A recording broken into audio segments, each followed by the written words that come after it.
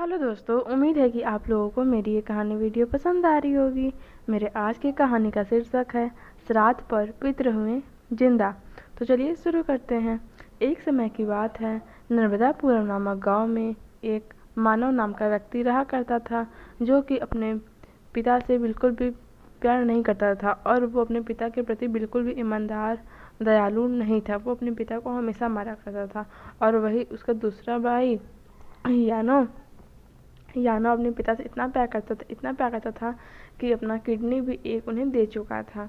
और लेकिन यानो बहुत गरीब था, जिस वजह से किडनी तो उसने अपना दे दिया, पर कुछ इन्फेक्शन की वजह से उसके पापा को बहुत पैसे की ज़रूरत होती है, जो कि यानो इकट्ठा नहीं कर पाता और मानव के पास होते हुए भी वो नहीं देता है, क्योंकि यानो की पत्नी मना कर देती है कि वो तो अब तो बूढ़े हो चले हैं, उनके तो देहांत कभी भी हो जाएगा, लेकिन अगर ये पैसा हमारे पास रहा तो हमारे बच्चे और हम कहीं घूमने जा सकते हैं, कहीं ट्रिप पे जा सकते हैं।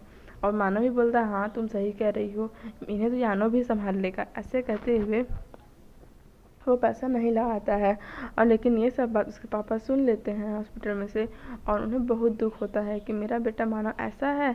तो कुछ सालों बाद उसके पापा का देहांत हो जाता है, कुछ दिनों बाद, और कुछ सालों बाद पितरपक्ष आता है। पितरपक्ष में उसके पापा और मम्मी उसे मिलने आते हैं, मानव और यानव से, पितरपक्ष वाले दिन। तो ये पता चलता है कि यानो अभी भी बेहद गरीब है, लेकिन उसका मन बहुत बड़ा है। वो पहले से बहुत ज़्यादा अच्छा, दयालु और मतलब सबको दुख सुख बांटने वाला हो गया है। उसे गांव में सभी लोग बहुत इज्जत देते हैं, भले ही उसके पास पैसा नहीं है, पर उसके पास इज्जत बहुत ज़्यादा है। और दूसरी तरफ मानो इतना ज़्यादा पहले से दुष्ट, मतलब चोरी चकारी ये सब करना शुरू कर देता है पैसों के लालच में। ये सब देख उसके पापा को बहुत दुख होता है कि मानो ऐसा कैसे हो गया, और यानो को देख के बहुत खुशी होती है।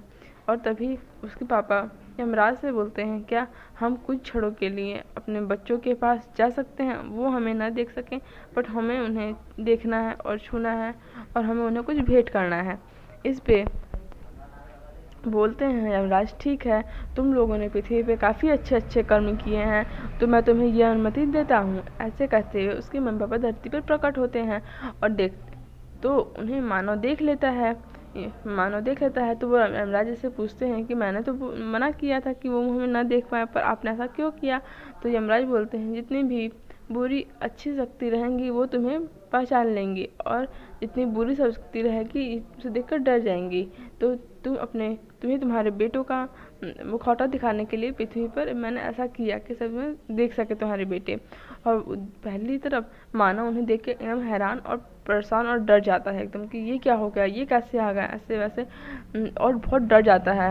और दूसरी तरफ यानो उन्हें देख के उनका पैर धुलता है थाली में रख के, और उनकी आरती करता है और बोलता है, आप में यहाँ आए मुझे बहुत, लेकिन और बोलता है कि तब उसके मम्मी पापा बोलते हैं, मैंने तुम दोनों की स्थिति देख ली और मैं समझ गई हूँ। और जब वो दोनों जाने लगते हैं तो यानो को बेहद अमीर कर देते हैं, उन्हें सोने का घड़ा देते हैं, बोलते हैं तुम्हें जब भी पैसे की जरूरत होगी, पर तुम ये पैसे हमेशा अच्छे कामों में लगाना। और दूसरी ही तरफ मानव को उतना ही गरीब कर देते हैं कि जब तुम्हें अच्छी बुद्धि हो जाएगी, तुम सर्वश्रेष्ठ हो जाओगे, सुंदर हो जाओगे, ईमानदार हो जाओगे, तो तुम खुद ही पैसे कमा लोगे। अब लालच बुरी वाला है, ये करके वो दोनों लोग चले जाते हैं। और दूसरी तरफ यानो को पैसों के